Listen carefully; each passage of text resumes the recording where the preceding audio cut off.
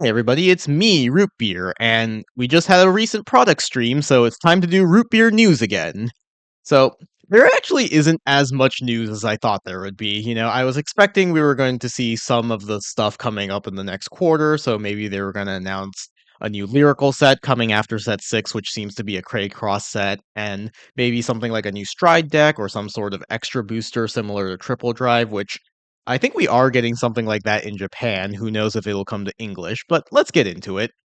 So, first up, we do have art for the new version of Varga.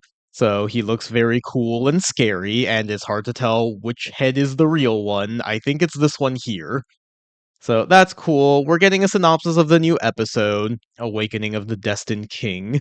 So I remember seeing a leak on like Reddit that shows that Varga is kind of its own thing, right? Like it doesn't have Destined King in the name, so the Destined King is actually going to be Levidros, which the next episode is about Kuon and Suo, which feels like maybe that leak is going to end up being true, which is interesting.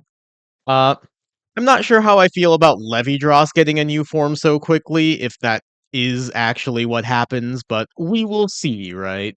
As for like Varga and Reziel, this is about the same timing that we got new forms for all of the set 1 units, so I'm not too concerned about that one. They are both like very strong decks currently. Reziel is kind of a consistent and sort of defensive strategy, whereas Varga has always been the like high octane attack, attack, attack kind of deck. So seeing them get new forms and potentially get even stronger is a little concerning, but also hopefully we start to see that kind of treatment for the rest of the faded ones too, since they are kind of getting to the point where all of the cards got retrained in the original Overdress. Next up, we have news for DZBT6, which is going to be new stride units. We are getting Chronos Command and Trans Else Messiah. I think this was something that was always going to happen eventually with the stride decks. One thing I don't like about the early stride decks is it does feel like all of their strides are fully offensive. So it feels like we don't have much of a utility between the two of them, because like nobody ever uses Exilus Messiah. It kind of does the same thing as Amnesty, where it just unlocks your board, and then instead of concentrating all your power on one column, it just got like 10k to the front row and a crit, which I rarely if ever see anyone use Exilus. And then same thing for Chronojet. It feels like you always go into Fate Rider when you can, and you only go for next stage when you're sure that you can actually kill your opponent, because it is kind of a higher investment play. The interesting thing about these two strides is they're both board wipes. So the original Chronos command was like on hit, you would Counterblast 2, Soul Blast 1, discard a card, and bottom deck your opponent's field. And Transal's Messiah was just kind of a weird card where when it gets placed on the Vanguard circle, it kind of swapped the position of all your like locked cards. So anything that was unlocked at the time it was placed gets locked, and everything that was locked gets unlocked. So, like things that were not locked by Transalsa's effect. So it'll be interesting to see if these newer versions are going to also be board wipes similar to the old one. I think that is something that the stride decks could use if they're going to get new strides. It's just a utility play.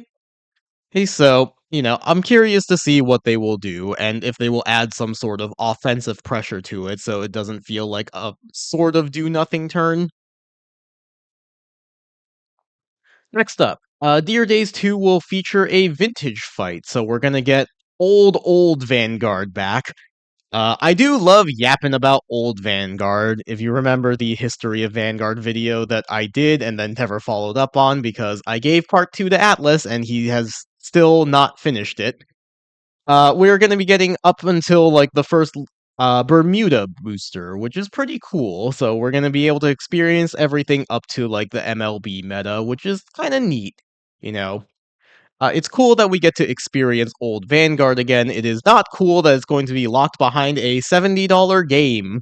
I don't think this increases the value prospect for Dear Days. It just kind of makes me sad that we can't experience all the cool things at a more reasonable price.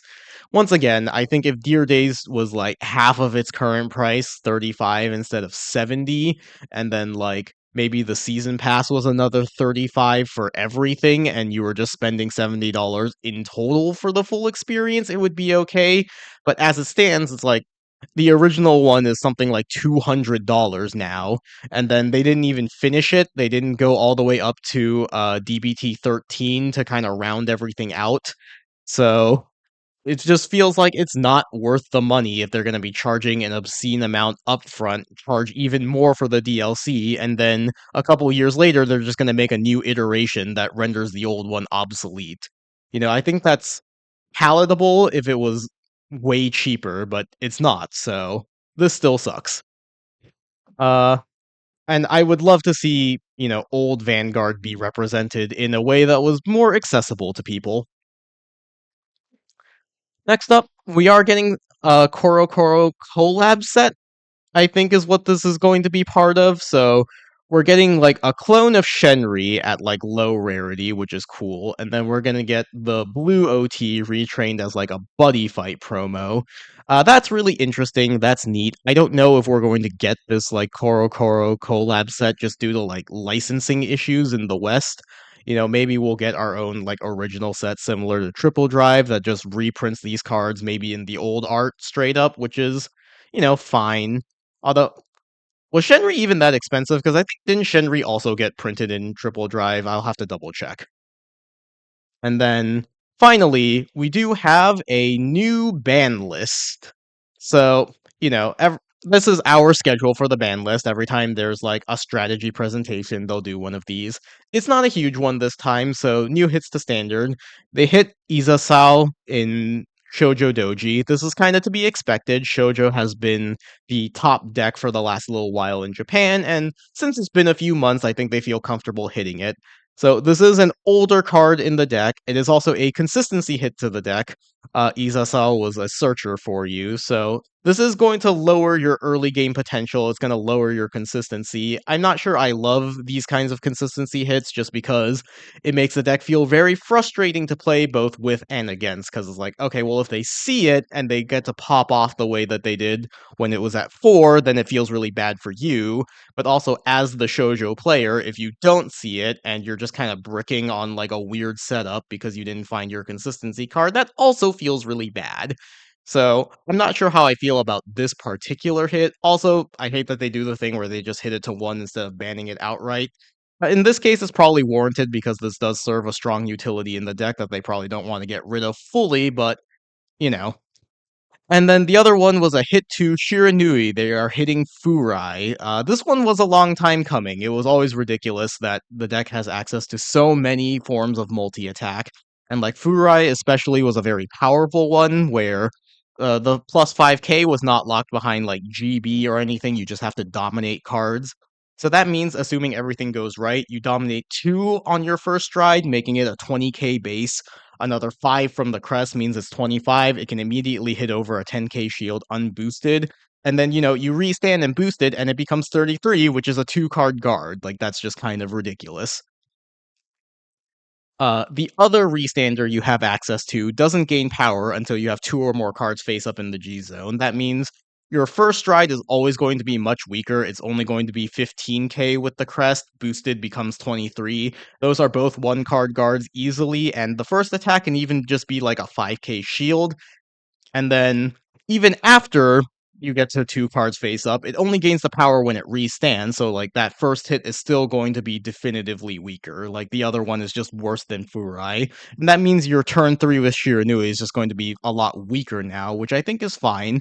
Once again, hit to 1, so you still have the potential where they just like draw the 1 of Furai and still pressure you really early and it gets annoying. Again, I wish they would just ban it outright. And I think in the case of Furai, it is probably warranted because they still have other restanders they have access to. And this is going to be effective October 1st for Japan. We will probably see our own version of this ban list sometime when we get our strategy presentation in English. So, it is what it is. And I think that's all the news. We didn't get anything else for like, future sets. We also got like the DSR for for the new Varga. But like, yeah, we didn't see any like new stride set announcements. We haven't even fully elaborated on set 6. We don't know if we're going to get the rest of the glitters or any new encounter cards or upgrades of the old encounters other than the stride decks. They haven't announced any future sets after 6 yet, so kind of like a small update this time in terms of the strategy presentation, so we'll see what comes in the future. That's going to be it for this video. Thanks for watching, everybody. Bye!